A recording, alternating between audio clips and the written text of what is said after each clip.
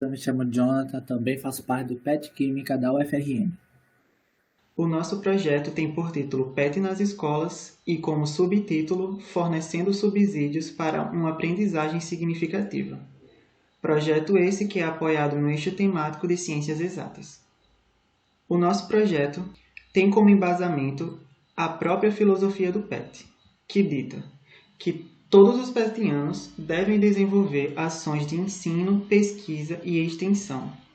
Tripé esse que também é apontado como tripé da universidade, segundo o artigo 207 da Constituição Federal, que diz: as universidades gozam de autonomia didático-científica, administrativa e de gestão financeira e patrimonial, e obedecerão ao princípio de indissociabilidade entre ensino, pesquisa e extensão, visando dessa forma um aumento das experiências, tanto por parte dos petianos, quanto por parte dos envolvidos em geral, de tal modo que também seja possível o desenvolvimento de uma visão crítica acerca do que está sendo exposto.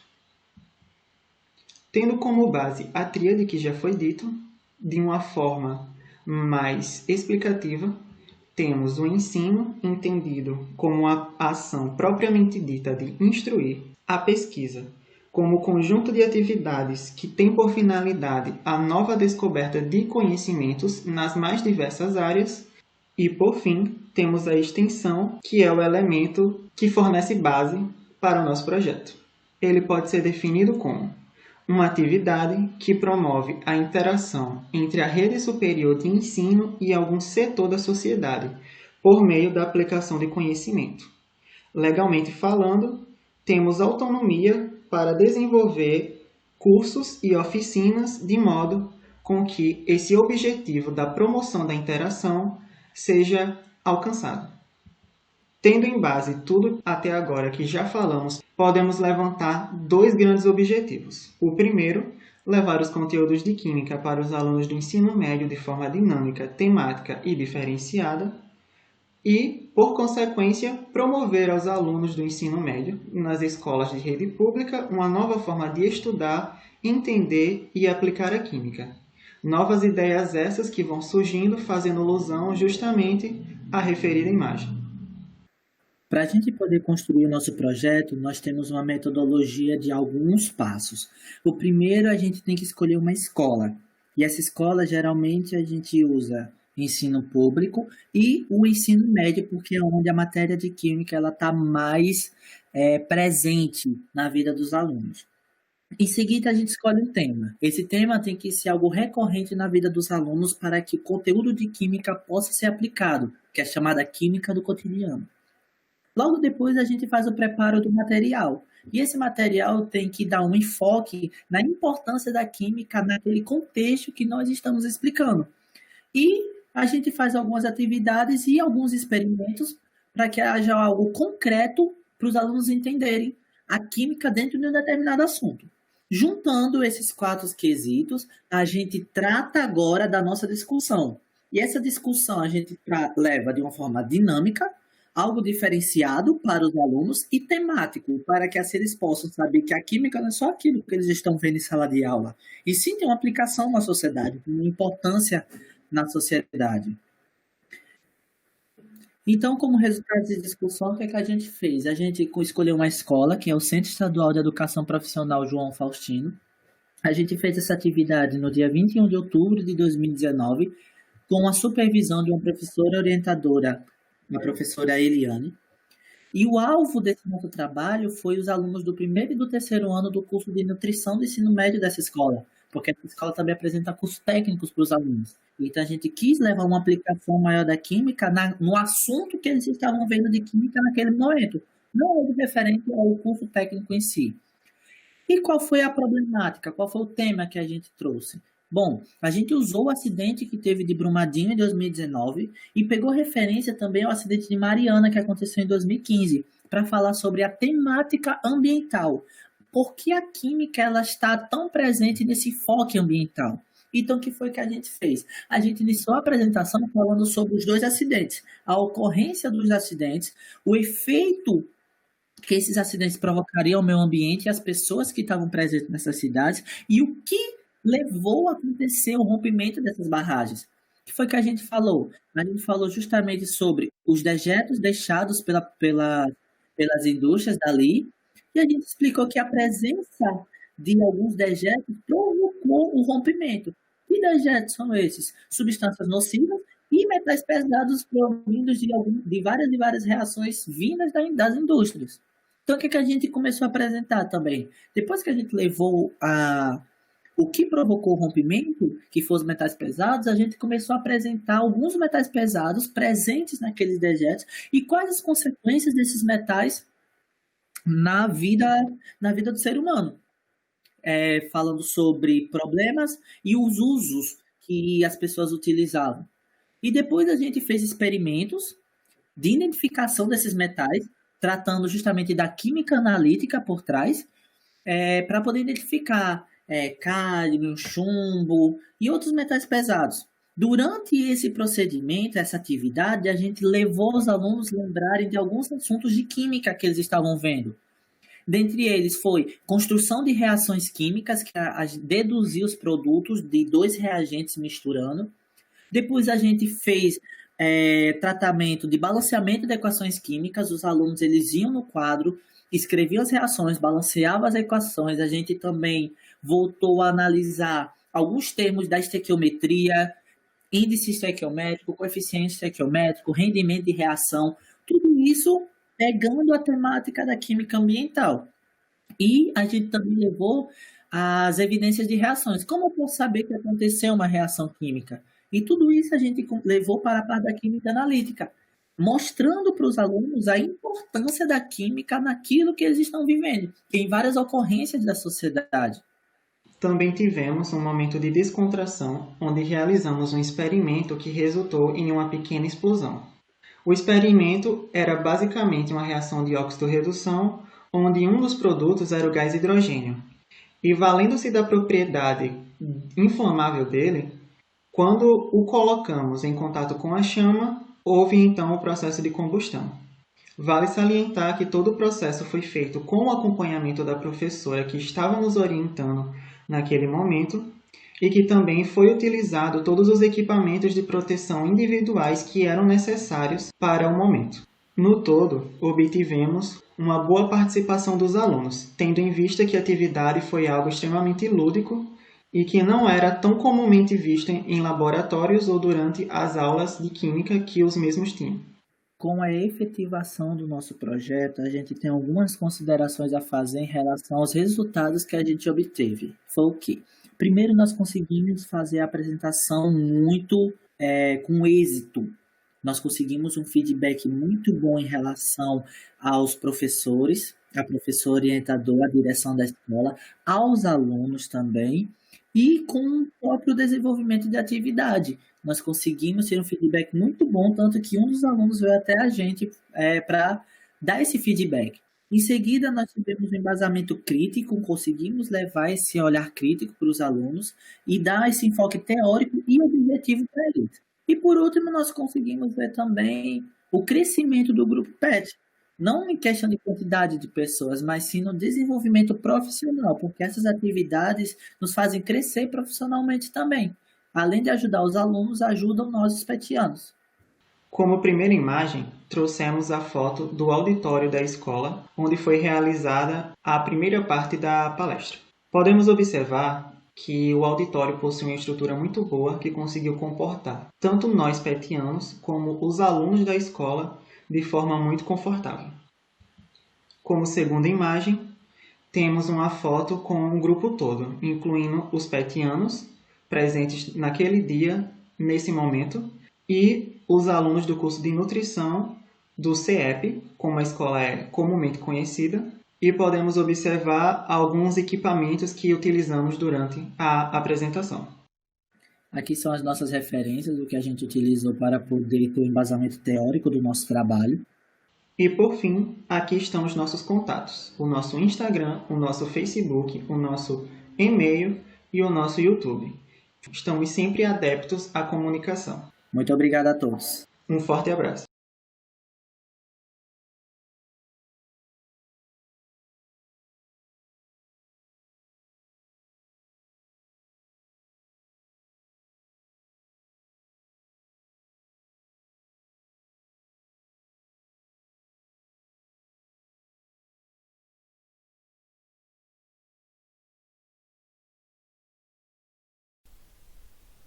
Oi, gente, bom dia. Eu sou o João, sou aluno do PET Química da UFRN Eu sou a Amanda, aluna do PET Química da UFRN. e a gente veio hoje aqui trazer para vocês o nosso simpósio de iniciação científica lá do nosso IQ, né, do nosso Instituto de Química. Esse é um evento que a gente conseguiu realizar duas vezes durante os anos de 2018 e 2019 e a gente considerou relevante porque teve um impacto muito positivo na iniciação científica da nossa universidade, principalmente no nosso instituto. Só que aí, antes de começar a falar propriamente dito assim do simpósio, da realização do simpósio, a gente quer conversar um pouquinho só sobre a importância da iniciação científica na formação do estudante. E para isso a gente traz uma citação de Arruda Pereira, que é um pedagogo e mestre em educação. E ele diz o seguinte: a atividade de iniciação científica é, na estrutura curricular, o aspecto pedagógico mais forte para que o método científico seja compreendido e utilizado com eficácia.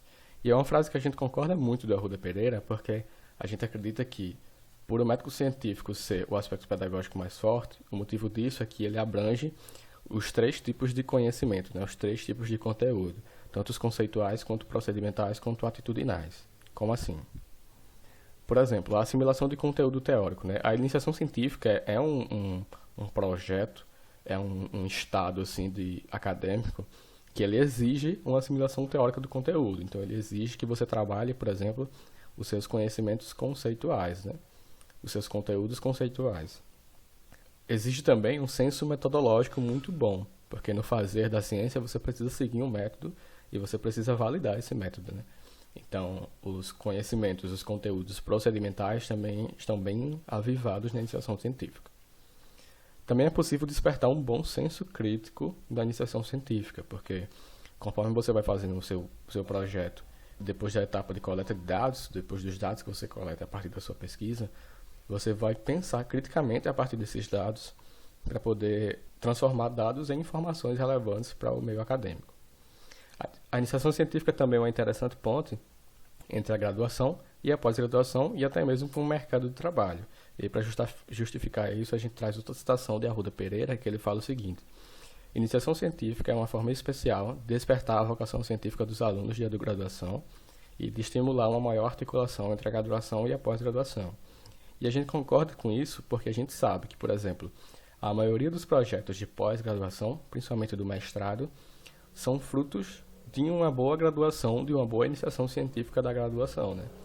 E a iniciação científica na graduação é o espaço que você tem de conhecer qual seria a sua maior área de afinidade para poder ingressar numa pós-graduação com mais segurança. E aí a gente pensa, quais são os objetivos e a finalidade da organização desse simpósio? O principal é divulgar e incentivar a pesquisa realizada por alunos de graduação no Instituto de Química da UFRN. Isso mais para o primeiro, porque no segundo, além do Instituto de Química da UFRN, a gente abrangeu também outros cursos, como farmácia e química, que são cursos que têm pesquisas voltadas para a área da química. E, além disso, promover os alunos de IC a participação em eventos dessa natureza, porque, primeiro, alguns alunos eles são muito tímidos, né? Então, começar a ter essa experiência com o congresso já com um público mais restrito, um público menor e que eles tenham a convivência, pode ser mais fácil de se acostumar. Além disso, estimular o interesse pela pesquisa acadêmica em alunos ingressantes ou não participantes das pesquisas, porque, principalmente os alunos ingressantes, eles não conhecem o tipo de pesquisa realizado no Instituto de Química, e aí, com o SIC, eles podem ver todos os projetos, ou muitos dos projetos que existem, e se identificar com algum e procurar participar de algum laboratório. E como é que a gente pensou a organização do evento, né? Qual a nossa metodologia?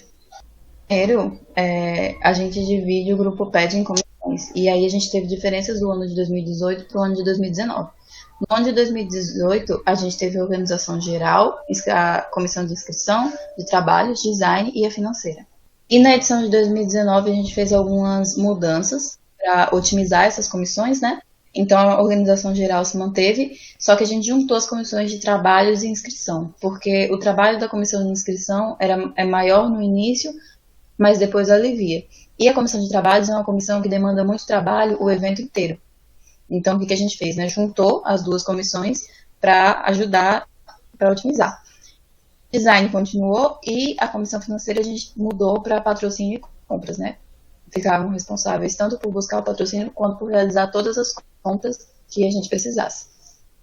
E aí, essas outras etapas da metodologia, elas foram comuns aos outros eventos. A única coisa que a gente mudou foram as comissões, de um ano para o outro. E aí, a gente entra com a divulgação do evento. A gente fez muita divulgação, tanto boca a boca, quanto em pôsteres que a gente colocou pelo setor. Procura por patrocínios, porque, como a gente já disse, o SIC é um evento gratuito. E a gente fez de tudo para que isso acontecesse, né? Não ter gasto para os inscritos. E nem para a gente também, né? Da organização. O mínimo possível. E aí, no evento, ele foi dividido entre palestra de convidados, que a gente chamou, né? Teve que procurar os professores e alunos para falar, e a apresentação do trabalho de IC. Nessa parte, a gente tem que definir um ambiente ideal, que tenha um fluxo bom de pessoas, que seja confortável para o pessoal apresentar, e a gente conseguiu. Nos 2 anos, a gente realizou num espaço do nosso Instituto de Química, que tem uma boa circulação, então pessoas que nem sabiam do evento acabavam passando, e foi uma coisa bem legal, bem positiva para o evento. Além disso, né, definir dia e horário ideal para que a maior quantidade de pessoas possa participar de forma confortável. Em relação à avaliação dos trabalhos, nós tivemos o cuidado de colocar 3 professores, no mínimo, para avaliar cada trabalho que estava sendo apresentado, com o cuidado de não colocar, por exemplo, o orientador do aluno para avaliar o próprio aluno. E também cuidamos da entrega dos certificados para todos os participantes, o mais rápido possível, visto que alguns participantes estavam prestes a concluir os seus cursos. E aí, quais foram os resultados principais? No primeiro ano, a gente teve 25 trabalhos apresentados, que correspondeu a 41% dos projetos de graduação do Instituto. Na segunda edição, tivemos a redução do número de trabalhos, foram apenas 16 trabalhos apresentados, o que corresponde a 26% dos projetos de graduação no IQE. Mas aí a gente conseguiu refletir sobre isso e identificar vários pontos que podem ter sido cruciais para essa redução do número de trabalhos. Um dos motivos que a gente identificou foi o fato de que parte dos alunos que apresentaram nos anos anteriores não se sentiam interessados em apresentar de novo, porque o intervalo de tempo entre o primeiro evento e o segundo foi curto, foi de aproximadamente 1 ano, e aí os alunos não tinham avançado tanto nos seus projetos de iniciação científica, então eles não tinham coisas novas para apresentar. E aí eles não se sentiram à vontade de apresentar por causa disso. Nas palestras, no primeiro ano, a gente conseguiu contar com a presença da pró-reitora de graduação, que veio falar um pouco sobre como é a pesquisa no Brasil, né? E também a gente teve a presença de um aluno de pós-graduação, que fez parte da pós-graduação, fora. E aí foi uma experiência bem legal a gente ouvir de um aluno como era, né, fazer a graduação sanduíche. No segundo ano, a gente teve a presença de um professor convidado que falou sobre as oportunidades de pesquisa nas áreas de fronteira da química, como a química medicinal e a química computacional. Em relação à apresentação dos trabalhos, nós conseguimos identificar um local no nosso Instituto de Química, que era um dos corredores bem movimentados de lá, que passava muita gente. Era muito interessante porque os alunos conseguiam apresentar os trabalhos, não só para quem estava inscrito, mas também para quem passava nos corredores. A gente pode contar também com premiações, devido ao patrocínio que a gente recebeu de algumas editoras e de algumas gráficas, por exemplo. Esse é um modelo de avaliação que a gente entregou para os avaliadores, né? Para dar um norte, assim, para eles já chegarem sabendo o que é que eles devem avaliar. E aí, dar uma nota de 0 a 10 para cada ponto desse. E depois a gente fazia uma média e avaliava quem eram os melhores trabalhos apresentados para poder premiá-los. Isso contribuía também para uma avaliação mais padronizada, né, mais homogênea.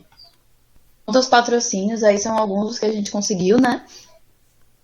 A premiação que a gente conseguiu com uma editora, as gráficas que a gente conseguiu, essas pastas, caneta e folhas que a gente deu para todos os inscritos, tanto os que assistiram quanto os que participaram de apresentação de trabalhos. E aqui foi o Coffee Break, que a gente conseguiu patrocínio com algumas cantinas da universidade, algumas padarias, e isso tudo foi muito importante para a gente conseguir o nosso objetivo de fazer o evento gratuito. A gente conseguiu muito patrocínio, muita ajuda, então nosso evento saiu gratuito, o pessoal não teve nem que pagar os banners das apresentações, porque a gente conseguiu também. Então é isso, gente. Essas são algumas referências que a gente pegou para discutir um pouquinho sobre a importância da iniciação científica. E aqui estão nossos contatos, para caso vocês tenham alguma dúvida, sigam a gente nas redes sociais. E é isso. Muito obrigado. Muito obrigada e até a próxima.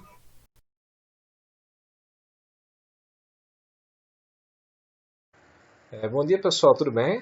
Meu nome é Israel Paes, eu sou integrante do PET de Engenharia Mecânica da UFCG desde 2018 e nesse ano eu trago para o ENEPET 2020, né, a SECAP, né, uma atividade de caráter integradora como uma proposta de formação petiana. E bom, para dar uma introdução, a SECAP, Semana de Capacitação Interna, né, é uma atividade que a princípio ela teve como objetivo fazer o repassar de conhecimento dos petianos veteranos, né, com relação às realizações das atividades dentro do PET para os recém-ingressantes, tá bem? Mas foi percebido, né, que essa atividade poderia ir muito além disso. Então a gente começou a trazer não somente essas informações, né, a ideia de repassar conhecimento, como também trazer habilidades de caráter profissionalizante, né, que possam ser aplicados tanto aos recém-ingressantes quanto aos veteranos e todo o grupo PET no geral, certo? Então a ideia justamente é tornar os integrantes do grupo PET mais capacitados para realizar atividades dentro do PET e para a vida profissional, tá ok? Então, com isso, né, a gente inicialmente, para a sua aplicação, a gente realiza uma reunião, uma mesa redonda, tá? Onde a gente traz todos os petianos ali, discutem cursos, minicursos, palestras, né? Até mesmo visitas técnicas, se for possível na época em questão, né? Que seriam de interesse para os nossos integrantes. A partir disso, a gente realiza votações, tá? A obter, fazer uma escolha ali, né, dos melhores cursos e palestras a serem apresentados nessa semana. Tá? E após isso a gente determina uma data de realização, que no ano passado foi basicamente a última semana do mês de julho, seria uma semana antes do início do novo período de aulas, ok? Para que não atrapalhasse o horário de ninguém. Tudo bem? E após isso a gente vai atrás dos ambientes, né, das salas, com aptidão para a sua realização. Né? No caso, com conforto, com ar-condicionado, com lousa, com projetores, com computadores para os minicursos e afins. Tá bem? Mediante tudo acertado, a gente vai então atrás dos palestrantes e ministrantes, certo? Onde a maioria, de certa forma, foi os atuais petianos, mas também alguns minicursos poderiam ser apresentados por ex-petianos que já têm um maior domínio naquela habilidade, como também petianos de outros grupos, ou então pessoas que não têm alguma ligação com o PET, mas que possam então trazer informações, né, conhecimento para os integrantes do PET, tá certo? E ao fim de tudo a gente faz uma avaliação, ok, pelo Google Formulários, certo? E emite ali os certificados para todos que participaram do evento, tá bom? Como resultado, né, a gente tem que a semana durou ali em torno de 33 horas, consumindo turnos de manhã e tarde, tá certo? Onde a gente apresentou 8 minicursos, e dentro desses minicursos tinha ali metodologia de pesquisa, tinha simulação estrutural e fluidodinâmica, né, que é já de um caráter mais de engenharia pura mesmo. Né? Tem a questão também de Microsoft Project, certo? Tem a impressão 3D, certo? Tem também o Photoshop, né, para as nossas divulgações no Instagram e tudo mais. Então foi uma atividade de caráter bem eficiente, né? Traz para a gente um conhecimento diversificado para que a gente consiga realizar atividades tanto técnicas dentro do PET quanto fora. E além disso, houveram também palestras, né, sobre metodologias de apresentação, certo? Sobre como aprender uma nova língua de forma autônoma, certo? E esses cursos e palestras foram realizados em ambientes mostrados nessas fotos aqui, onde da esquerda a gente apresenta uma sala com bem mais computadores do que número de integrantes do PET. Todos os computadores suportavam os softwares que eram utilizados, certo? Tem para uso de projetor, tem lousa, certo? Então tem o conforto do ar-condicionado. Então era uma sala excelente para a sua realização, né? Na foto da direita a gente já tem aqui a questão da sala para apresentação das palestras, tudo bem? Que já eram de um período bem mais curto do que os minicursos, né? Que normalmente os minicursos duravam de 4 até 8 horas, né? Dependendo de cada minicurso, enquanto palestra durava de 1 a 2 horas, tá certo? Bom, como consideração final, a gente tem que essa atividade integradora foi de fundamental importância, né? Porque ela traz para a gente meios que a gente possa adquirir para ganhar experiência em apresentações. Então a gente consegue ter uma tranquilidade bem maior na hora de fazer apresentações, tanto no campo da pesquisa, do ensino e da extensão, certo?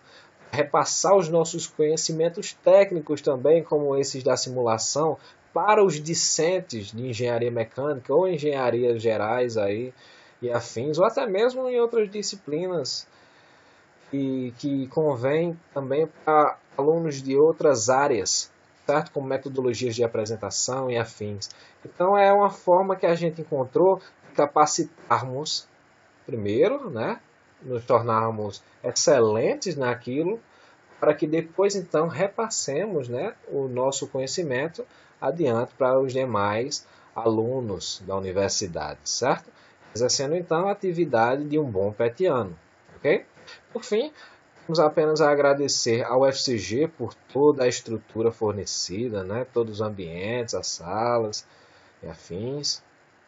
Há um ex-petiano, né, Álvaro Barbosa, que foi justamente quem nos ministrou o curso mais bem votado, né, que foi a questão do simulação estrutural e fluidodinâmica, né, algo que é bem requisitado, bem aplicado na nossa engenharia, e também a participação de todos os petianos que fizeram presença no evento, certo? Ministraram cursos e também trabalharam como ouvintes, né, que não deixa de ser um trabalho e agregar no conhecimento do próximo. Tá? Com referência, né, alguns apontadas aqui utilizadas nos minicursos, ok? E por fim, apenas agradecimento à UFMA, certo? E principalmente à organização, né, a PET UFMA, pelo grande evento ainda aqui de forma online, né? Mas que está sendo feito aí de forma excelente, ok? Então é isso, pessoal. Muito obrigado aí pela atenção de vocês.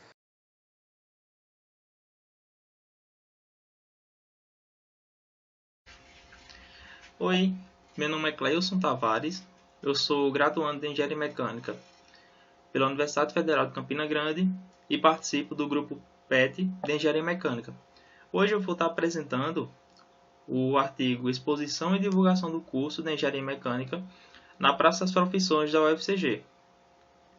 Então, essa exposição e divulgação do curso, assim como de como funciona o ensino superior, ela começou quando a gente conseguiu observar nos alunos, principalmente os de ensino médio, dúvidas frequentes sobre como funciona o ensino superior, qual curso eu devo cursar, qual área eu devo seguir após terminar o ensino médio.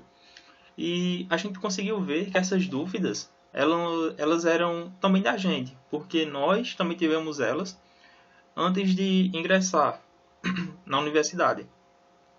Então, a partir disso, a gente conseguiu elaborar introdutórios, onde a gente mostra o curso de Engenharia Mecânica para esses alunos, assim como também explica como funciona o ensino superior.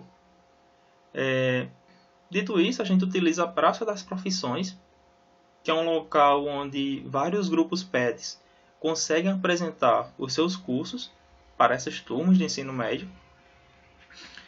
E, a princípio, a gente costuma fazer um agendamento com as escolas, onde entramos em contato com elas e muitas vezes elas procuram a gente. Já depois de terem vindo algumas vezes, elas começam a ter esse contato mais próximo e começam a trazer mais turmas para ver essa apresentação. E a partir do momento que aceita e que a gente consegue agendar, a apresentação é feita por meio de slides, onde a gente costuma mostrar como funciona o curso de Engenharia Mecânica na UFCG e como o engenheiro mecânico pode atuar na sua carreira profissional.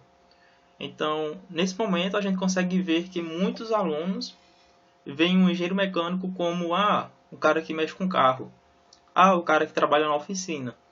Mas, a partir do momento que eles vão vendo a apresentação, eles conseguem ver que a gente consegue fazer muito mais do que consertar um carro, do que trabalhar na oficina.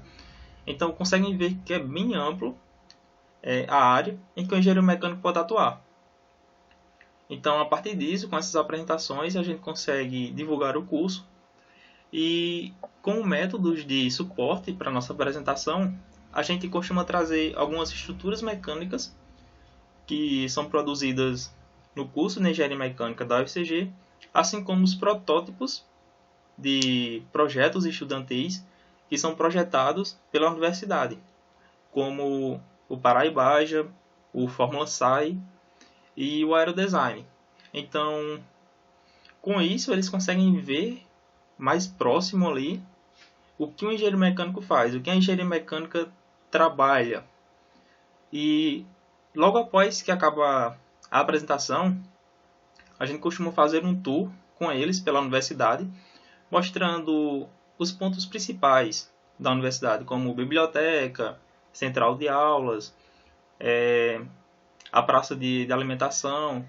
Então eles conseguem ter uma noção maior de como funciona esse meio, de como o ensino superior funciona.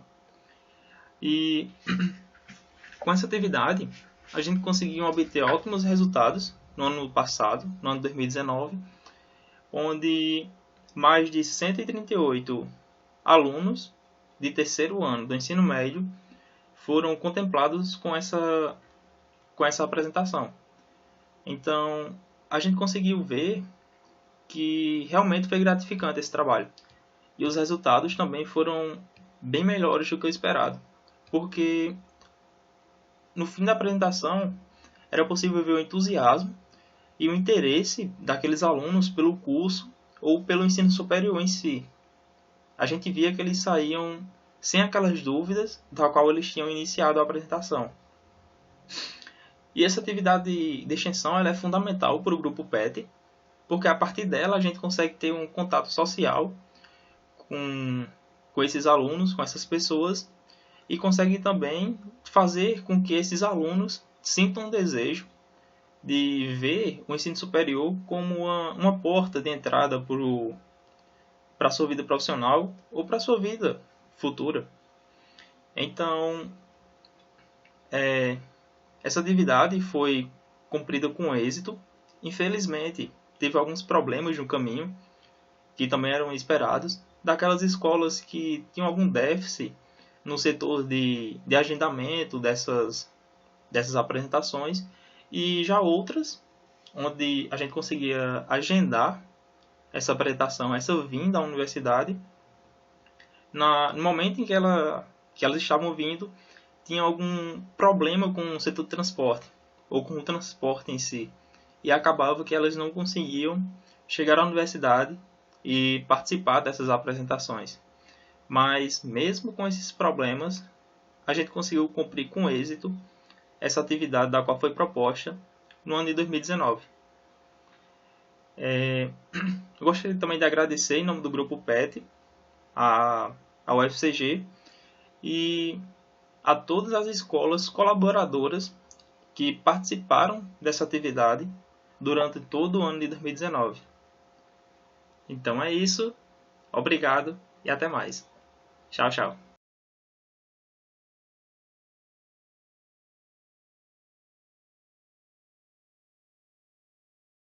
Oi gente, tudo bom com vocês? Meu nome é Marcos Vinícius, sou bolsista do PET Engenharia Civil da Universidade Federal do Ceará e hoje eu vou apresentar para vocês o nosso trabalho, intitulado Blog Civilização Engenheira.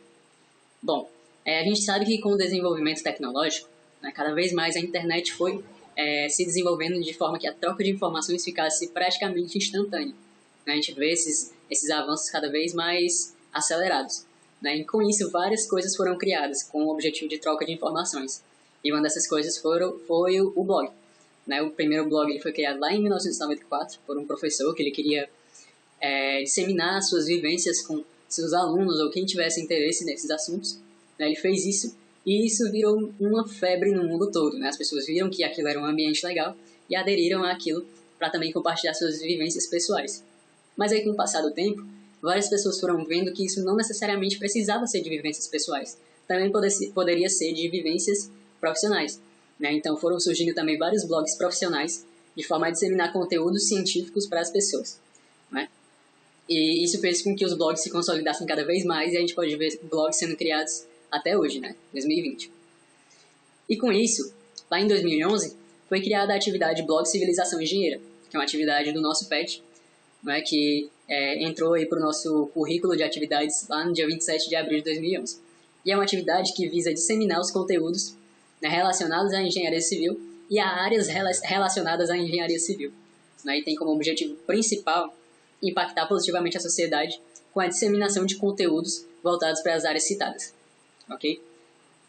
Bom, passando aqui para frente, vou falar um pouco da nossa metodologia.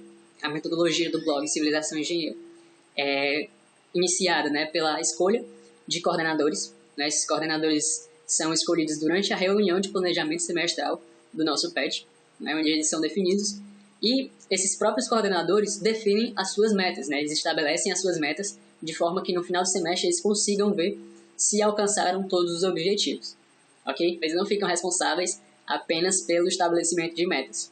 Eles também ficam responsáveis pela parte mais bruta, que é cuidar do site, ler e reler as postagens para ver se está tudo certo, colocar tudo no site, que é a parte mais mão na massa mesmo da atividade, mas também ficam responsáveis pelo estabelecimento, né, do calendário de postagens, de forma que não fique tão pesado para os petianos que vão postar, né, e também ficam responsáveis por mudanças nos layouts de divulgação ou do próprio site de postagem, caso eles achem necessários. E uma coisa bem importante do nosso blog é porque os conteúdos, né, os temas de postagem, eles são livres. O autor fica responsável pelo tema e ele pode escrever qualquer tema que ele se achar confortável para escrever, né? Então, ele fica aí responsável pela criação do seu tema. E tem uma coisa que a gente tem muito como cultura dentro do nosso PET, né, que é, se o petiano estiver fazendo alguma pesquisa, é interessante que ele faça a postagem com alguma coisa relacionada à pesquisa, porque aí os conhecimentos que ele adquiriu dentro dessa pesquisa, ele vai poder disseminar de uma forma melhor, já que ele tem um conhecimento mais específico dessa área, ok? Então, outra coisa também que é muito importante dentro do blog, que está dentro da sua metodologia, é que a linguagem ela é livre. Então, o autor também ele pode escolher qualquer idioma que ele se sentir confortável de escrever, né? Tanto que a gente tem postagens em inglês, francês, alemão, japonês dentro do nosso blog.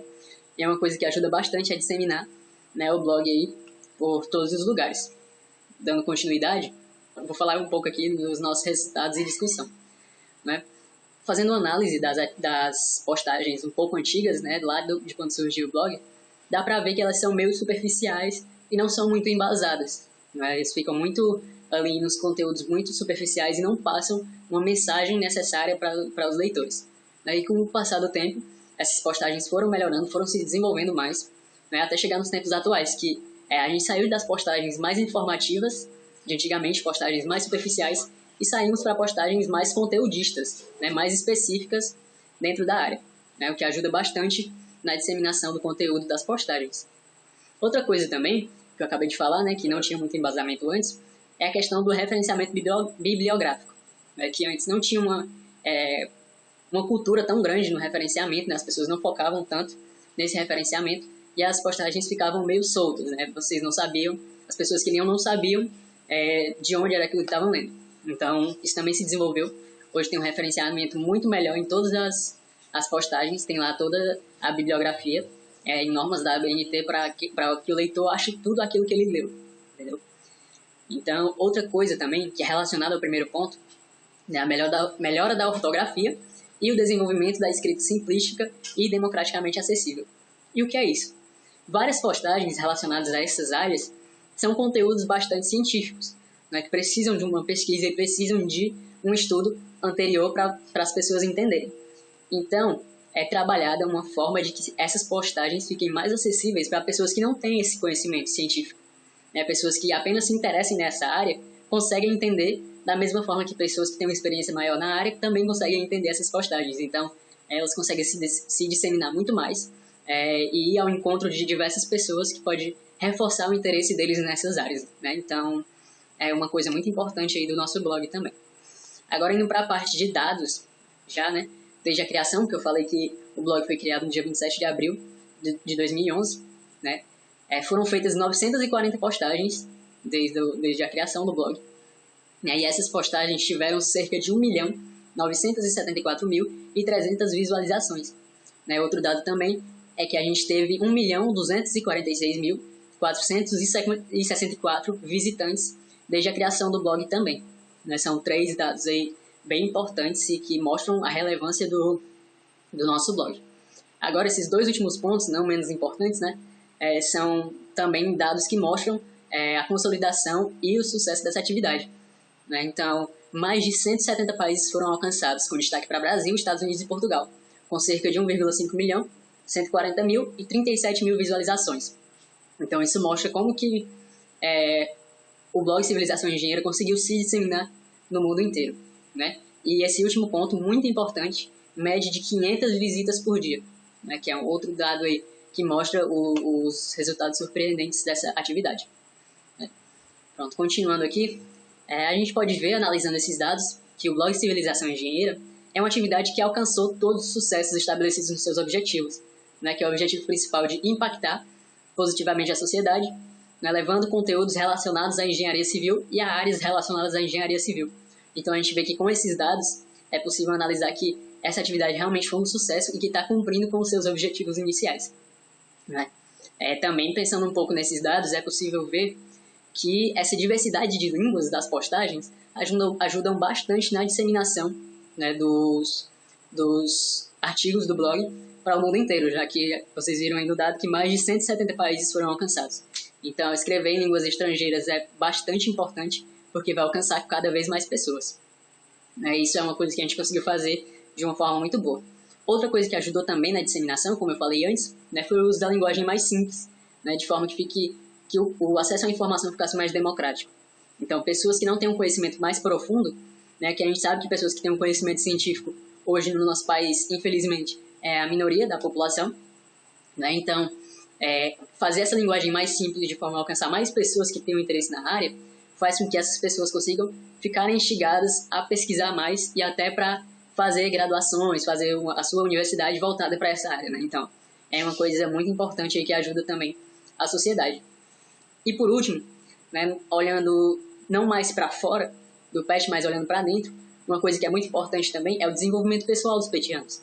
Porque com tudo que é preciso para criar a postagem, né, desde a pesquisa dos assuntos até a criação mesmo da postagem, tudo isso desenvolve bastante os petianos. Né? Uma coisa muito importante é o desenvolvimento da língua portuguesa, porque aí você vai conseguir fazer com que o seu texto ele fique mais simples, mesmo falando sobre conteúdos bastante científicos.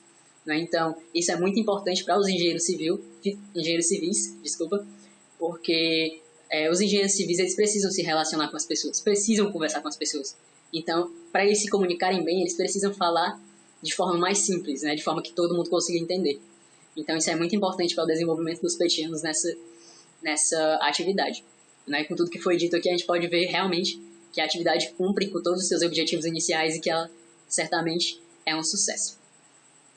Bom, indo aqui para frente, só mostrando aqui as nossas referências, né? Então é isso, pessoal. Obrigado por assistirem isso.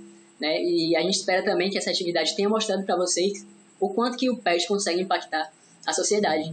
Né? Não só no nosso estado de origem, não só na nossa região, não só no nosso país, mas no mundo inteiro. Então isso mostra cada vez mais o poder do PET e o impacto que a gente pode alcançar. Então é isso, gente. Espero que a gente possa se encontrar novamente, né? Mas de forma presencialmente nos próximos congressos. E é isso, até a próxima.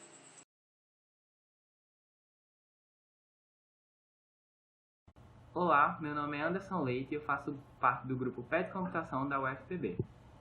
Meu nome é Dandara Estrela e eu também faço parte do PET Computação. E estamos aqui para apresentar o trabalho intitulado Inclusão Digital da Terceira Idade na cidade de João Pessoa, Paraíba.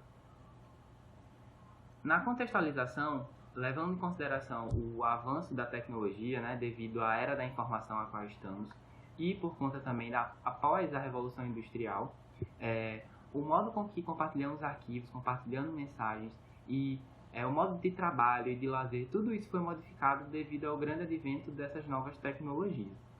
E o contato com essas novas tecnologias deve ser abordado de uma maneira mais igual para todas as faixas etárias, tanto para uma faixa etária de pessoas mais novas, adultas e até mesmo idosos.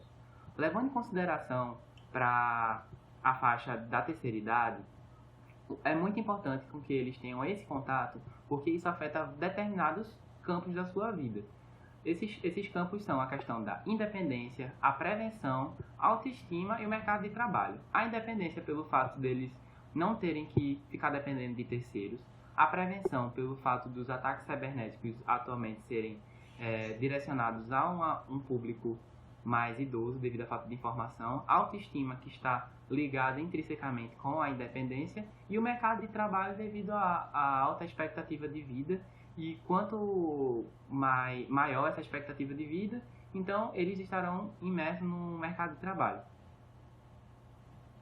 Isso, então, levando em consideração essa contextualização que Anderson fez, o Grupo PET Computação idealizou a atividade de curso de informática básica para idosos dentro da nossa cidade de João Pessoa para conseguir incluir esses idosos na sociedade digital. Então, para isso, a gente semestralmente vai em lugares como academias ao ar livre na nossa cidade, vai na própria Universidade Federal, onde os idosos têm acesso a aulas de hidroginástica disponibilizadas pelo curso de Educação Física.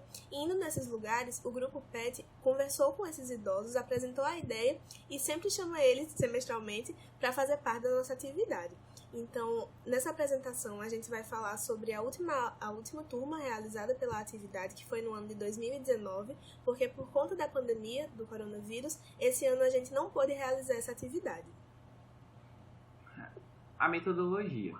Para que a atividade ela fosse executada, o Grupo PET elaborou um plano de atividade, que foi subdividido em 5 etapas. A primeira delas foi a divisão das equipes, a segunda, a programação das aulas, a terceira, a estrutura das aulas, a quarta foi o gerenciamento de presença e a quinta foi a questão dos questionários que a gente elaborou logo no final do curso. E agora iremos abordar de uma forma mais detalhada essas etapas. A primeira, que foi a divisão das equipes, foi o seguinte: o grupo PET ele foi ramificado em 2 subgrupos. O primeiro subgrupo foi o Alpha, ao qual continha 7 integrantes, e o outro foi o grupo Bravo, que continha 8 integrantes.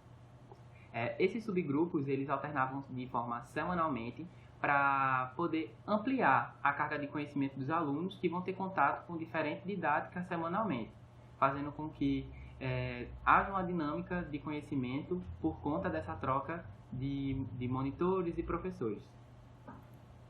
Isso.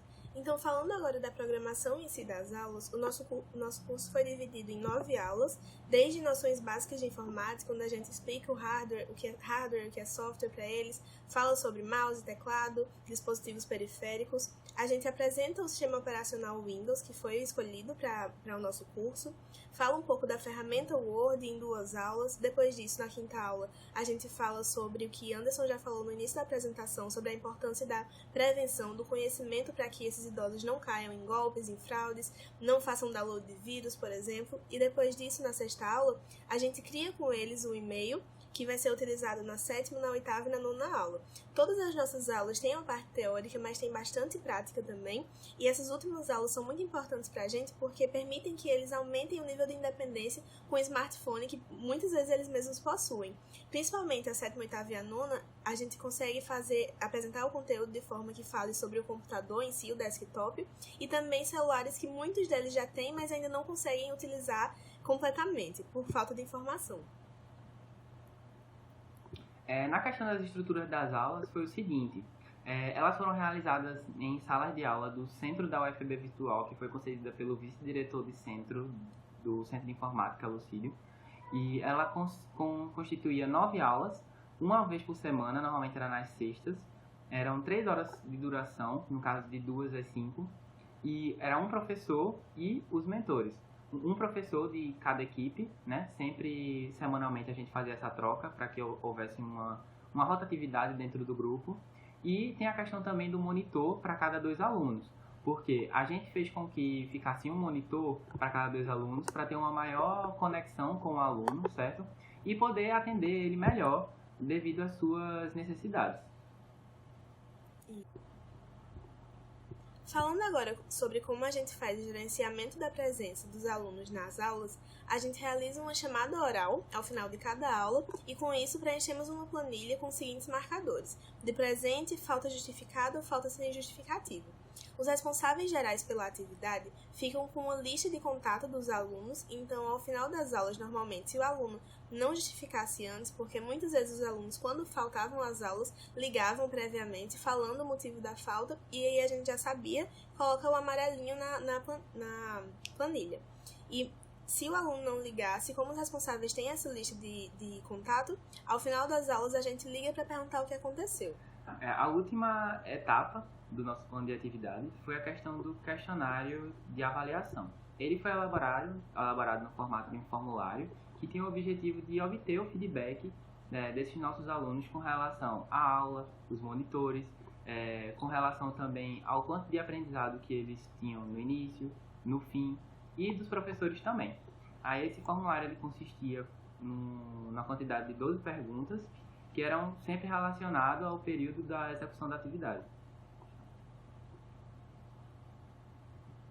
Isso, então, com esse formulário, como o Anderson falou, a gente consegue ter o quantitativo da opinião dos próprios alunos sobre o aprendizado que eles desenvolveram, que eles tiveram acesso no nosso curso. Então, a pergunta mais importante, as duas perguntas mais importantes para a gente ter essa noção do quanto eles aprenderam seriam, como está mostrando aí no slide para vocês, como você, né, que seria o próprio aluno, avaliaria o seu nível de experiência com o computador no começo do curso e como avaliaria esse nível ao final do curso.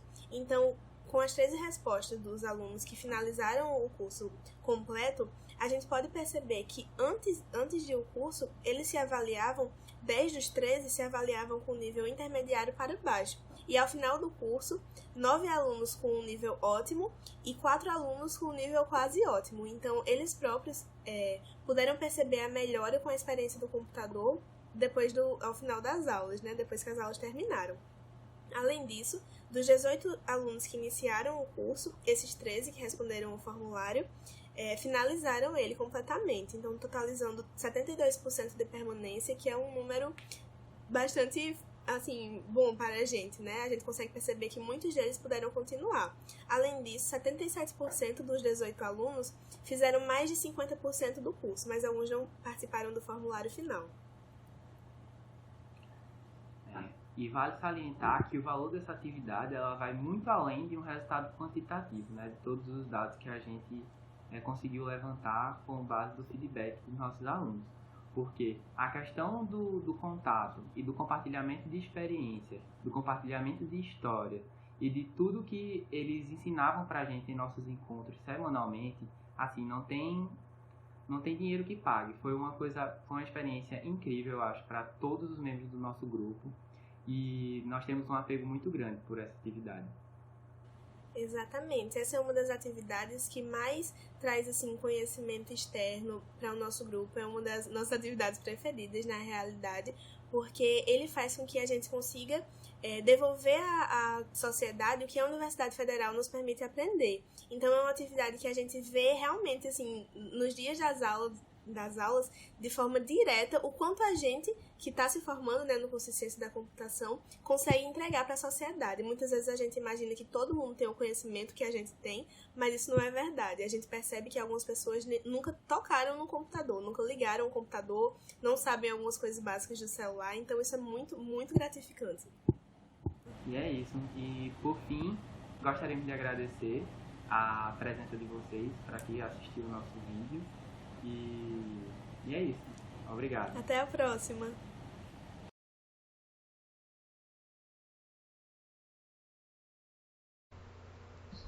Olá a todos. Me chamo Mila Borges Costa, sou membro bolsista do Grupo PET Engenharia Elétrica da Universidade Federal do Piauí. E vou apresentar para vocês um artigo intitulado por Elétrica na Escola, incentivando a robótica na rede pública de ensino. No curso de Engenharia Elétrica da Universidade Federal do Piauí, é notória a baixa adesão e ou permanência dos egressos da rede pública de ensino estadual na graduação.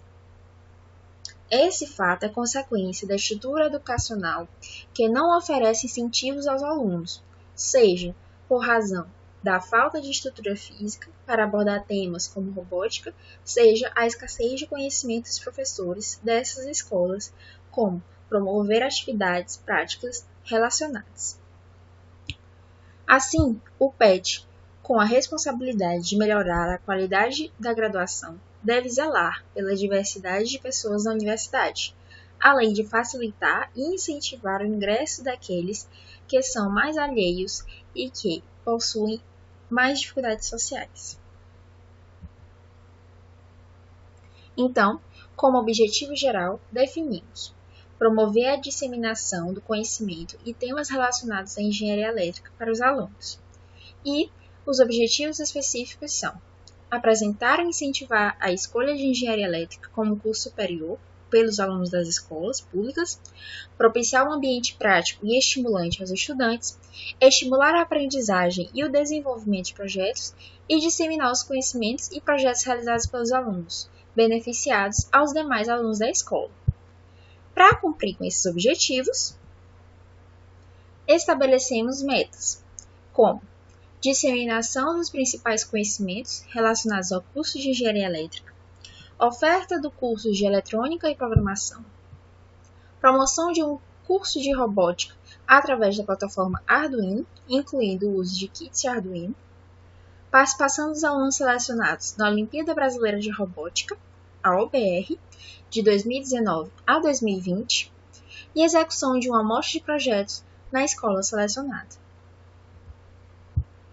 Para o projeto funcionar, primeiro, buscamos definir os materiais necessários para o ensino, bem como o cronograma das atividades e o roteiro das aulas. Assim, sem planejamento, nós não iríamos muito longe. Para o roteiro e cronograma, buscamos fazer um grande esquema de conteúdos e cursos. Depois de montado o cronograma, vimos a necessidade da criação de um material próprio para o roteiro, onde nele estariam todos os conteúdos que precisavam ser abordados durante o período de execução do projeto. O conteúdo dessa apostila era separado em programação, Arduino e robótica. No cronograma, também definimos os principais dias para visitas a laboratórios do Bloco de Engenharia Elétrica da UFP e conversas com professores do curso. Para os materiais, buscou-se um kit de Arduino, que se enquadrava mais com as aulas preparadas. Assim, com o custeio do PET, foram comprados 2 kits de Arduino para o projeto. Neles, além do próprio Arduino, tinha uma grande variedade de sensores, bem como materiais de proteção, como os resistores, e de montagem, como protoboards e jumpers. Todos esses materiais de apoio, a gente viu que os alunos teriam suporte suficiente para ter o domínio sobre os principais módulos de robótica. Em seguida, definimos o público-alvo do projeto como sendo os estudantes do segundo ano do ensino médio, por 2 fatores. Primeiro, evitar os alunos muito preocupados com a proximidade do Enem, e também, o segundo fator, a infraestrutura interna do PET. Então, definimos que seriam 4 alunos selecionados para o projeto. Buscamos uma escola pública de ensino médio para aplicar o projeto, considerando principalmente a distância da escola até a universidade. Então, foi escolhida a Unidade Escolar Maria de Lourdes Rebelo. Depois de tudo acertado com a escola, fizemos uma apresentação do projeto para todos os alunos do segundo ano do ensino médio e marcamos um dia de entrevistas com os alunos interessados para a seleção. Vale lembrar que a seleção foi baseada inteiramente no nível de interesse do discente no projeto. A partir das entrevistas, foram selecionados 4 alunos para serem membros ativos do projeto de extensão, junto com nós, petianos. No total, foram 5 petianos e o tutor envolvidos no projeto. E todos os alunos receberam a apostila e os kits, para terem uma familiaridade com os itens. As aulas foram inicialmente dadas na própria escola dos alunos, mas devido a problemas com computadores da escola e uma má climatização do local, a gente mudou o local para a Universidade Federal do Piauí, onde não haveria preocupação com a infraestrutura. Desse modo, as aulas eram ofertadas 2 vezes por semana, durante todo o ano, e elas seguiam com o roteiro planejado na apostila. Seguindo o roteiro, primeiro foram ministrados conteúdos de programação básica, com a linguagem C, e a segunda parte envolveu conteúdos de Arduino, tanto com a introdução de funções da plataforma, como ensino de robótica. Ao fim das aulas, que aconteceram ao longo de todo o ano, desafiamos cada aluno a criar um projeto próprio, para marcar o fim do projeto de extensão e demonstrar o que foi aprendido durante as aulas. Os alunos criaram um sistema de segurança de itens que simulavam um cofre e também um tocador de músicas com buzzer controlado por um controle infravermelho. Os projetos desenvolvidos por eles foram levados para serem expostos na feira de projetos da escola selecionada, e outros estudantes de engenharia elétrica também levaram seus projetos para incrementar a apresentação. Foi nesse momento que aconteceu a divulgação do curso para a escola, atraindo também outros alunos, através do trabalho de seus colegas e dos estudantes de engenharia elétrica. Como resultados, infelizmente, dos 4 alunos selecionados para o projeto, apenas 2 puderam terminar, devido a problemas familiares ou mudança de foco para o Enem. A parte boa foi que, dos 2 alunos que ficaram, eles concluíram com sucesso o curso, desenvolvendo projetos próprios e passando a considerar carreiras na área de tecnologia. Porém, não foi possível levar os alunos para o BR, devido aos custos de transporte a outro município, que os petianos, infelizmente, não conseguiram arcar. O projeto ficou bem conhecido e teve matérias publicadas em portais de notícias e no site da universidade, com a realização de 2 entrevistas nesse período. A feira de projetos mostrou para os demais alunos da escola uma nova possibilidade de futuro, já experimentada por seus colegas. Ao fim, ela foi bem frequentada, tanto por alunos que demonstraram bastante interesse na área, como professores, que demonstraram interesse em colaborar com futuras edições. O Elétrica na Escola foi proveitoso para todo o grupo PET, pois foi possível utilizar a influência do projeto para afetar de maneira positiva a vida desses estudantes, ao promover conhecimento e estimular a inteligência. Para a segunda etapa do projeto, esperamos alcançar outros grupos e outra escola, visando ampliar o número de pessoas que conheçam engenharia elétrica. Além disso, pretendemos reduzir a evasão também. Essas são as nossas referências utilizadas no artigo. E muito obrigada pela atenção.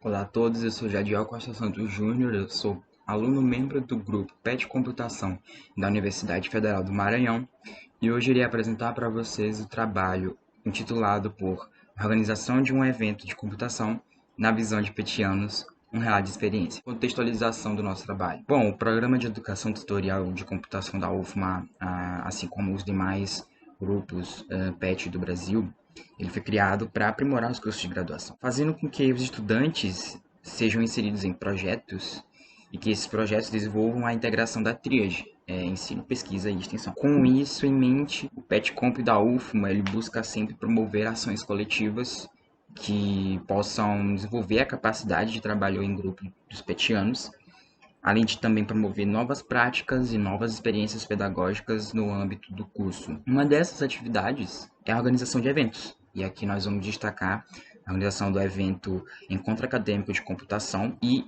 Escola Regional de Computação do Ceará, Maranhão e Piauí. Bom, falando sobre a EAComp, o Encontro Acadêmico de Computação, é um evento bienal que tem o objetivo de disseminar o conhecimento técnico e científico sobre temas atuais e de grande relevância na área de computação. E como que isso é feito? Isso é feito através de publicações de trabalhos acadêmicos, pesquisas e softwares para a comunidade científica e para a comunidade externa também. Escola Regional de Computação do Ceará, Maranhão e Piauí.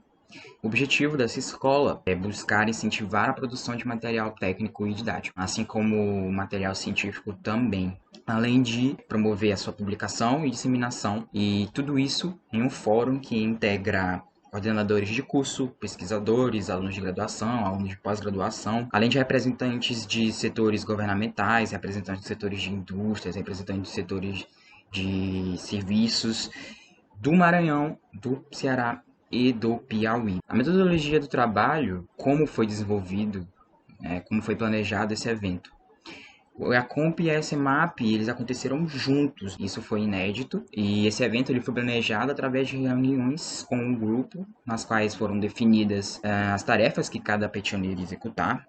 Cada uma dessas tarefas ela foi designada a um grupo de alunos petianos. E o nosso tutor ele atuou muito como facilitador na comunicação entre as várias entidades da nossa universidade e o nosso grupo. Durante o evento, ficou decidido que seriam realizadas algumas atividades como minicursos, oficinas, palestras, algumas competições, que no caso é a competição de robótica e a competição de maratona de programação, e para finalizar, apresentações de trabalhos científicos acadêmicos. Nós, integrantes do Grupo PET, ficamos responsáveis pela assessoria de todas as atividades do evento e também pela elaboração e ministração das oficinas do evento. As oficinas. Bom, a elaboração dessas oficinas aconteceram em 2 passos. Primeiro, a gente decidiu ministrar uma oficina já ministrada no ENAPET 2019, que aconteceu lá em Natal. Depois, a gente teve o período de concepção do conteúdo de uma segunda oficina a ser ministrada, uma oficina inédita, e essa oficina viria com uma atividade prática. Em seguida, foi providenciado material de apoio utilizado durante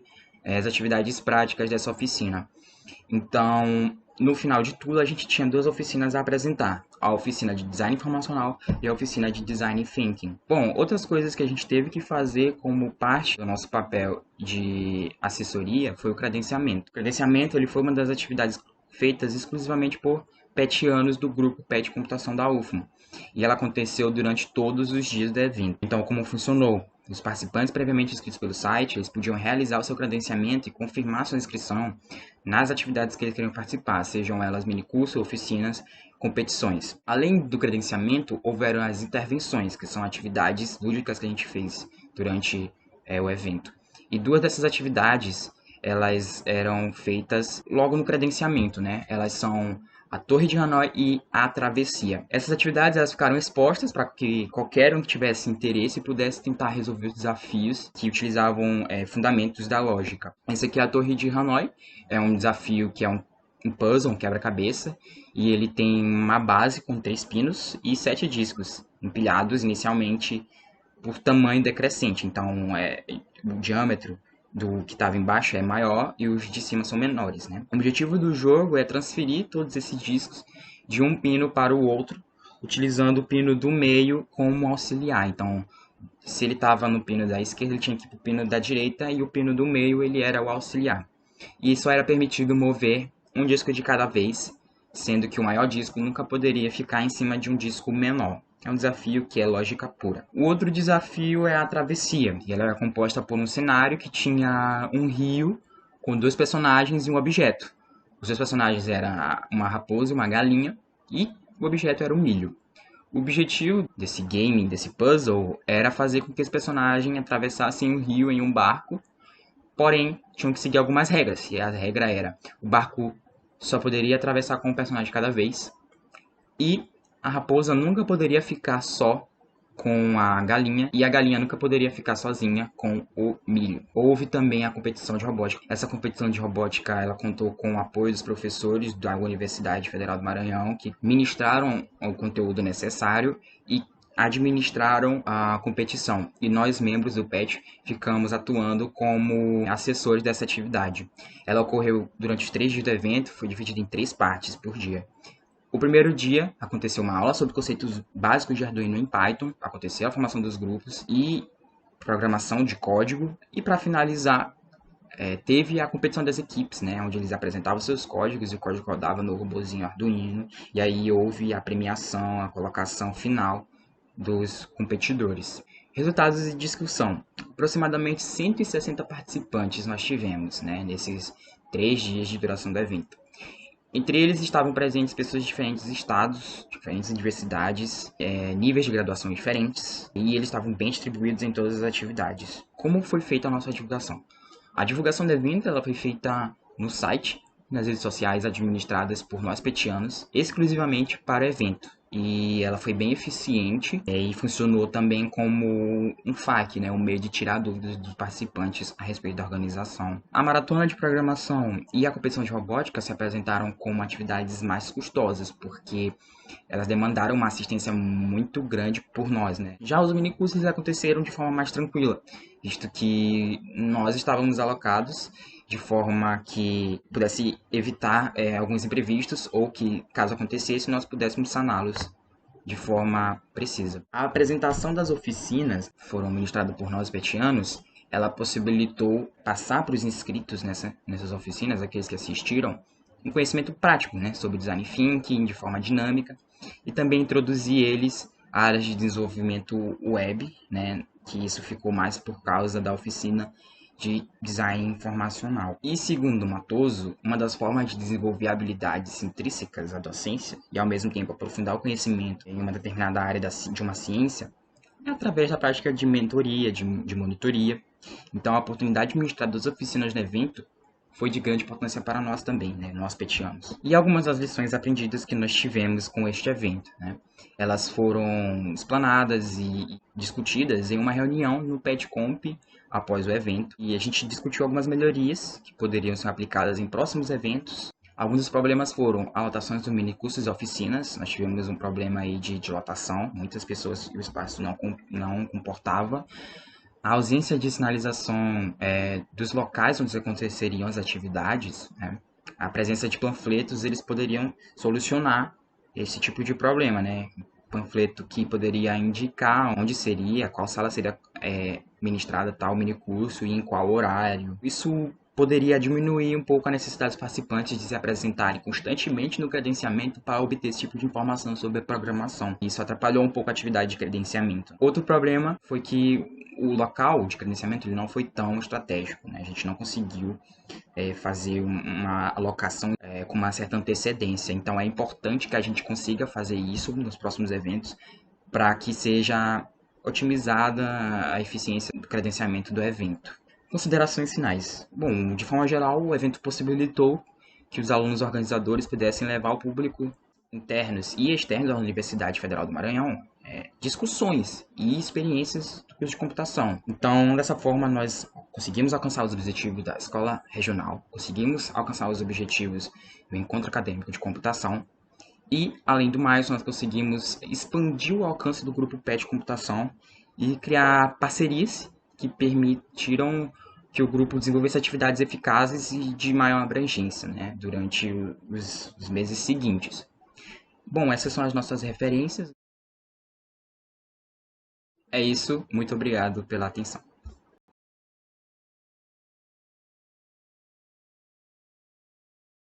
Olá, tudo bem com vocês? Eu me chamo Beatriz Fiuza e juntamente com a minha colega Laura Alves, estamos aqui para apresentar para vocês o nosso trabalho chamado Treinamento dos Atrasados no Processo Seletivo, certo? A gente elaborou esse trabalho a partir de uma pesquisa que a gente realizou no início do ano 2020 de coleta de feedbacks das pessoas que participaram da atividade. E assim, agora a gente vai apresentar um pouco mais sobre a estrutura do nosso trabalho em si. Como a gente falou antes, o título do trabalho corresponde a uma atividade de ensino do nosso PET, o PET Engenharia Civil da Universidade Federal do Ceará, que a gente tradicionalmente desenvolve isso para familiarizar os recém-aprovados no processo seletivo, para que eles entendam mais sobre o cotidiano do grupo, como funcionam as atividades em si, e consiste basicamente numa troca de experiências dos petianos mais antigos, assim, que conhecem mais o grupo, que estão já familiarizados com os novos. E isso permite também com que haja uma integração do grupo para que o trabalho ocorra da melhor maneira possível. A concepção da atividade veio do entendimento de que é normal que, ao entrar em um grupo, você não conheça muito bem os costumes e como acontecem as coisas. E se for realizado um processo de alinhamento com esses novos ingressantes, é muito provável que os seus desempenhos sejam muito melhores. Então, a partir disso, a gente desenvolve sempre, após um processo seletivo, um treinamento com os novos integrantes. Esse processo também acontece em muitas empresas na atualidade, já com esse pensamento de fortalecer a cultura do grupo. E, segundo o MOVE, da concepção do Grupo PET, é de que nós devemos criar um ambiente de colaboração eficaz para que as nossas atividades impactem a graduação de maneira mais efetiva possível.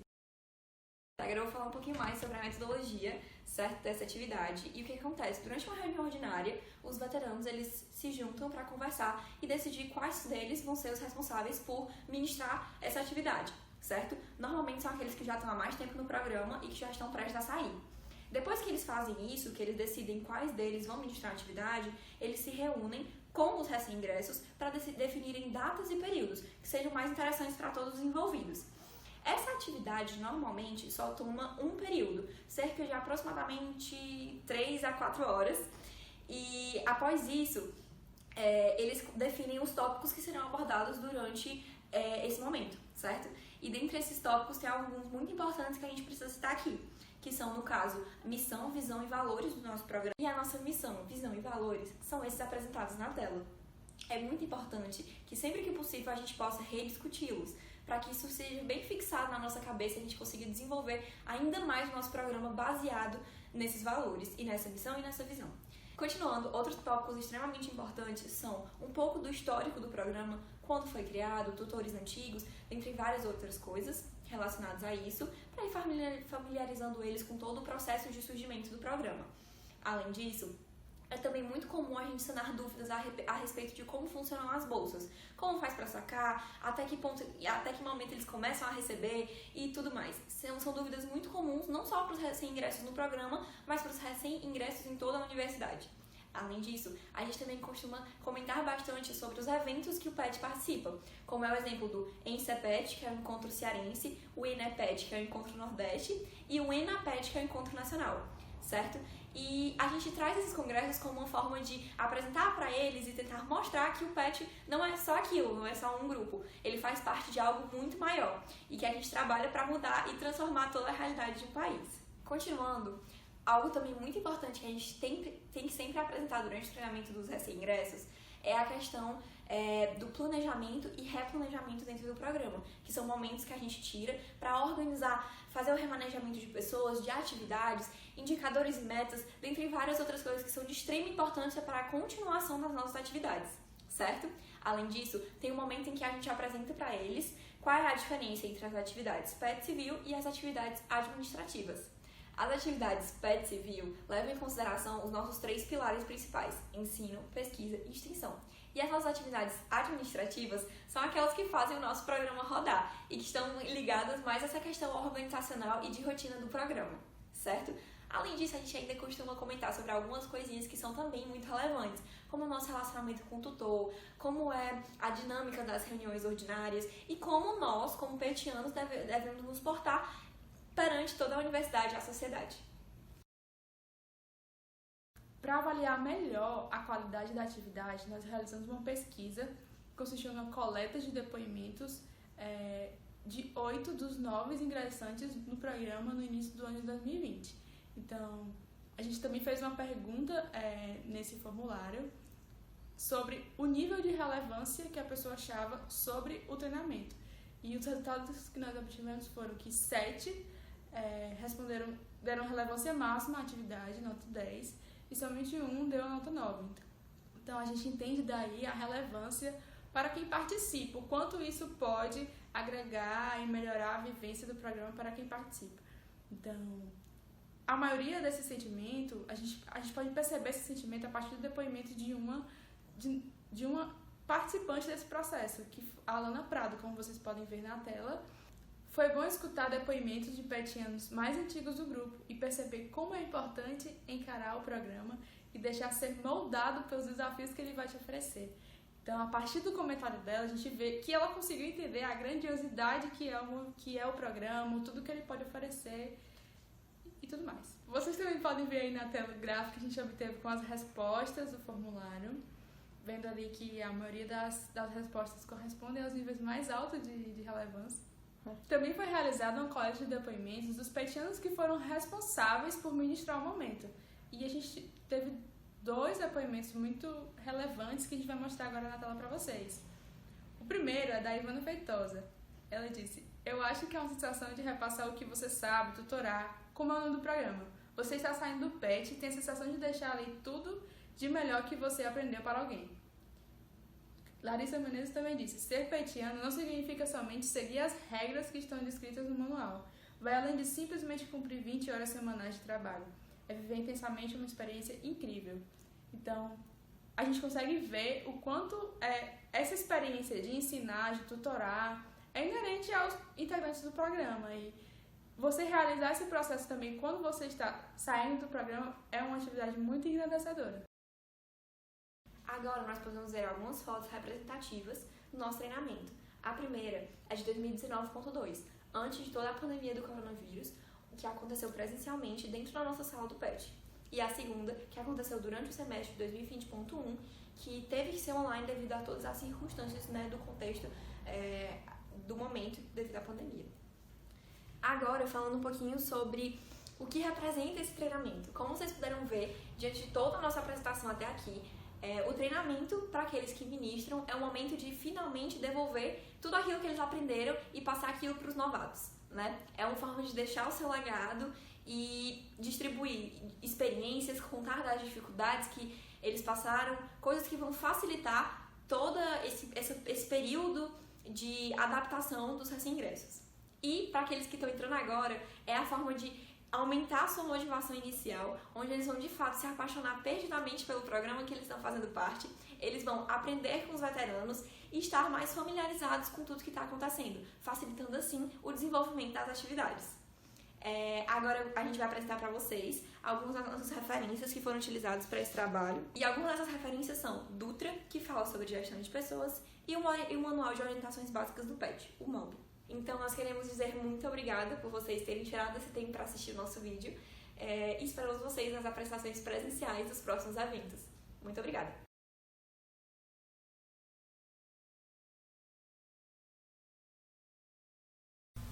Boa tarde, meu nome é Alana Araújo, eu faço parte do Programa de Educação Tutorial de Computação da UFMA e vou apresentar o artigo Qual o Impacto de Aplicar Novas Metodologias no Processo Seletivo do PET, um relato de experiência do processo seletivo do PET de 2019.2. Seguindo a ideia da necessidade de contratação de pessoal capacitado e engajado na realização de tarefas, o Grupo PETComp decidiu mudar como seria realizado o seu processo seletivo. Dessa forma, foi aplicada uma nova metodologia que envolvia 3 principais etapas de avaliação, que seriam a aplicação de questionário, entrevista dos participantes e testes práticos avaliativos. A primeira etapa foi a aplicação de um questionário feita durante a inscrição do participante. O questionário tinha como principais objetivos avaliar se os candidatos cumpriam os requisitos colocados no edital seletivo e ter uma visão geral do que aquele candidato estava procurando dentro do grupo. Assim, as principais perguntas presentes nessa etapa foram quais as atividades que ele se vê fazendo dentro do PET, qual teste ele gostaria de ser avaliado no final na última etapa e qual era o período atual do participante. A segunda etapa contou com a participação de 2 professores do curso de Ciência da Computação, com o tutor do grupo e 3 petianos atuais do grupo para fazerem as entrevistas dos participantes. Essa etapa foi feita através da avaliação do histórico e do currículo do candidato, e através das respostas do mesmo às perguntas da mesa. De forma que, após todas as entrevistas, os avaliadores se reuniram para elaborar uma lista numerada do melhor para o pior candidato de acordo com sua decisão pessoal, sendo que essa lista ainda poderia ser modificada no final da terceira etapa. Na terceira etapa, foram escolhidas 3 atividades presentes no planejamento atual do grupo, de forma que foram escolhidas aquelas que podiam ser realizadas em um curto espaço de tempo e que podiam ser executadas sem o uso de uma grande quantidade de materiais externos e de difícil acesso. Para critério de organização, os participantes foram divididos em grupos de acordo com sua atividade escolhida e cada grupo recebeu um guia, que era o membro do PET que possuía mais habilidade na execução e desenvolvimento daquela tarefa, para que os candidatos pudessem entender como seria feita a atividade e quais seriam os critérios de avaliação aplicados, além de poderem tirar as possíveis dúvidas que surgissem ao longo da atividade. As atividades presentes nesse seletivo foram organizar um evento pequeno, desenvolver um sistema pequeno e ministrar um minicurso. Na organização de um evento pequeno, foi escolhido como evento o Cinecomp, onde é exibido um filme relacionado à área de tecnologia para entreter e mostrar aos participantes algumas das diversas áreas da computação.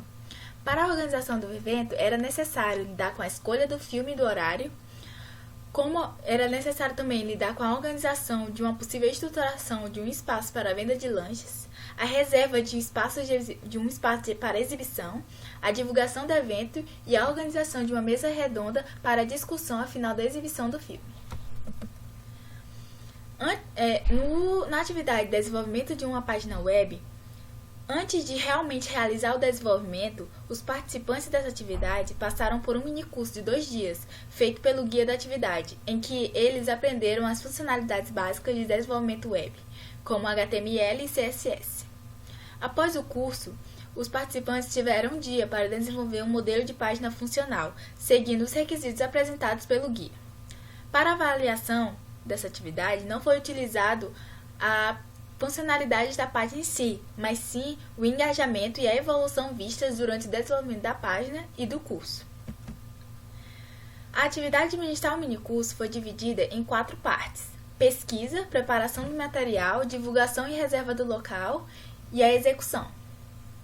Para a avaliação desta tarefa, foram impostas algumas regras que deviam ser seguidas pelos participantes, que foram: o minicurso deveria abordar um assunto referente à ementa das disciplinas de algoritmos 1 e linguagem de programação 1, visto que os candidatos provavelmente já teriam dado essas disciplinas, então eles teriam uma maior capacidade para lidar com o assunto que eles abordariam durante o minicurso.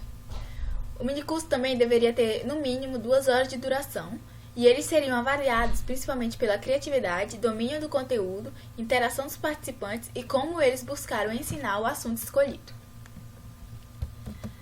Como resultados de discussão, nós tivemos 10 inscritos, em que 6 deles foram aprovados para entrar no grupo.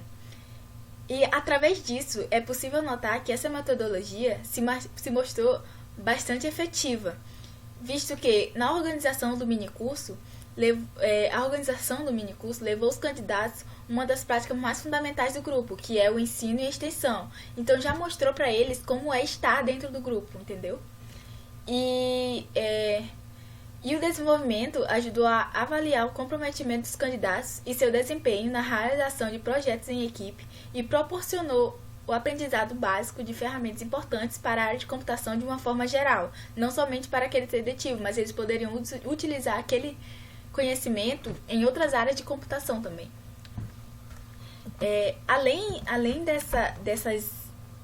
desses 2 grandes efeitos, também foi vista durante a reunião interna feita pelo grupo que o resultado trouxe uma grande satisfação para os petianos,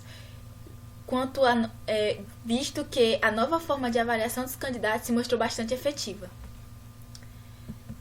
Então, assim, é possível concluir que essa metodologia conseguiu ajudar o PetComp a atingir o seu objetivo de encontrar novos integrantes que se sintam inspirados a trabalhar e somar com o grupo. Assim, temos como trabalho futuro seguir a mesma linha desse processo atual, adequando-se às futuras atividades que irão surgir no PET, para que os participantes possam ser selecionados com ainda mais sucesso. Aqui são as referências utilizadas nesse artigo. Obrigada pela atenção. Boa tarde.